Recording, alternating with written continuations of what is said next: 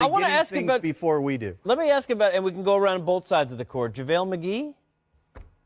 Yeah, I mean, it's a nice stab at somebody who has sort of reclamated himself and changed the narrative a little bit around his career.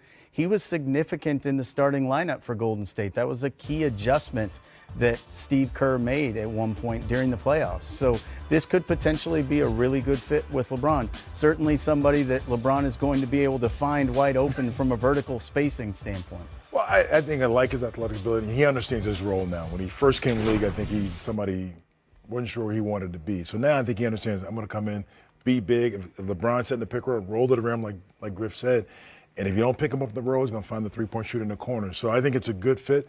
They've got to add pieces. And the one thing, he's won a championship. So he knows what it takes. He was part of that Golden State success. So, it's a good fit. And they've got to get guys with experience and understand how hard they got to work to win that championship. So I like that addition. I like the Lance Stephenson addition because you're adding toughness to the scene here for LeBron. So JaVale's a good pickup. Yeah. You're grinning.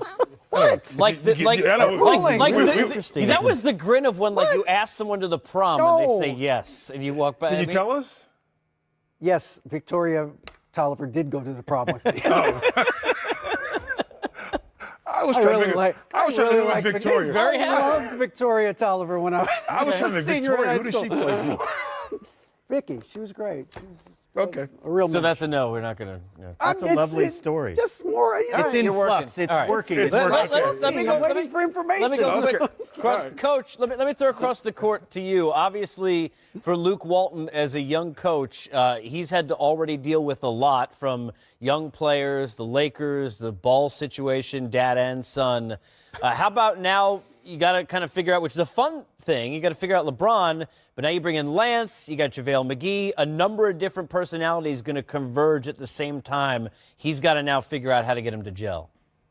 A very difficult job, but the key is his relationship with LeBron James, because LeBron James handles a large portion of some of the things you just mentioned, because LeBron in the locker room with the team sets the tone. This is how we do it. This is what we do in practice. This is what we do in game preparation.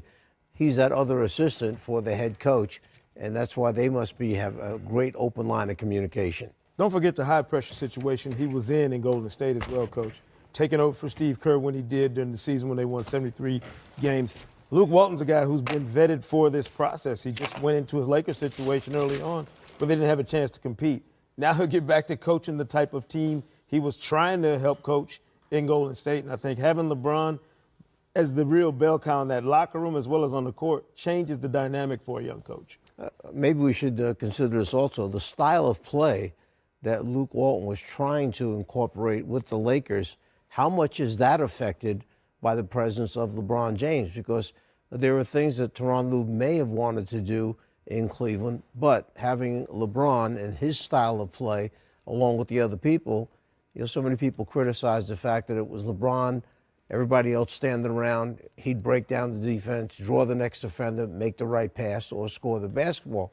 That's not what the Lakers have been about over the last couple of seasons since Walton's been there.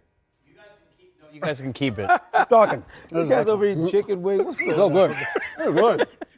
That kind of day around. So the steaks didn't show, so we had wings delivered. They're good. No, you guys can keep going.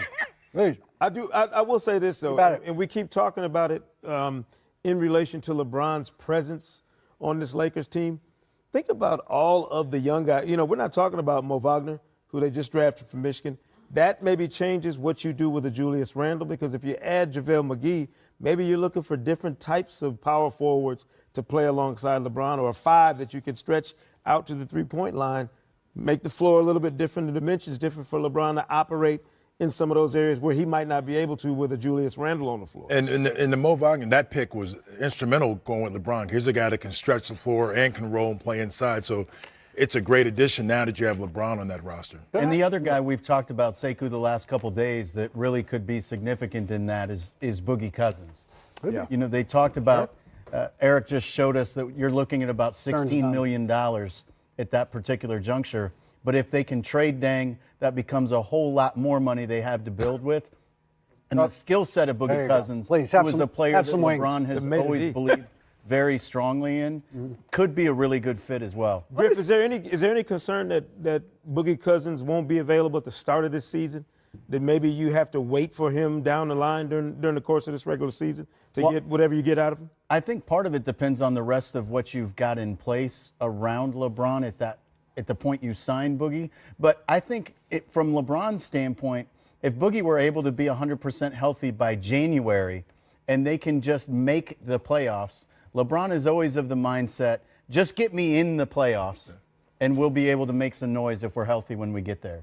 I wanted to say something about McGee, because I think a lot of people, they're still kind of stuck on the Shackton and fooled JaVale McGee. And I'm telling you this in all seriousness. The last 2 years, JaVale McGee has really been a real part of that Warriors team.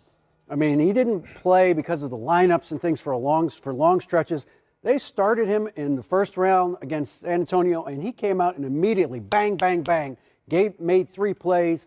He played in the finals when they needed a lift, when they needed some energy. He was a real solid contributing guy to a great team. No, I'm not saying he was the reason they won. What I'm saying is he was serious about it. He was a serious worker, and Steve Kerr said this over and over again, that he didn't know JaVale at all when he got there and really came to like him very much as a very kind of intelligent, thoughtful guy who really did try to be a good teammate out there for those guys. And that's why having him go with the Lakers now, he goes with a guy like LeBron, who's a very good player. So he's not going to a team. Sometimes guys that had success on a team like that, they go to another team that's not as good and they get paid a lot of money and they think those guys are franchise guys, and they're not. Yeah. They're good pieces.